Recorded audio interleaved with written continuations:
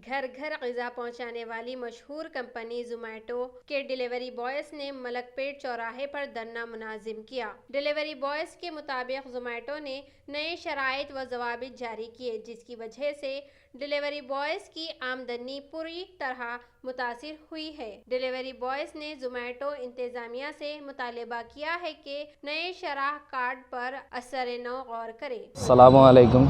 देखिए, मेरा नाम मोहम्मद फैज़ान है। मैं ज़ोमैटो का राइडर हूँ। मैं इंटर पढ़ा हुआ हूँ, मगर ये काम कर रहा हूँ, कुछ भी गवर्नमेंट से जॉब अब नहीं मिली। उसके जॉब के लिए अपील कुछ भी नहीं हुआ, नहीं मिली जॉब। तो ज़ोमैटो के लिए राइडर के लिए अप्लाई करा था। तो ज़ोमैटो का राइडर पार्टनर हूँ। हम लोग पैसे बहुत कम कर दिए हम लोग के, तो हम लोग उसके लिए स्ट्राइक करे थे। तो स्ट्राइक करने की वजह से टीएल, हमारे एरिया में टीएल भी जाए, कंपनी वाले टीएल भी जाके उन लोग क्या करे, हम लोग स्ट्राइक कर रहे हैं, देख के हम लोग की आईडी ब्लॉक कर दिए, हम लोग के ऊपर जुल्म कर रहे हैं।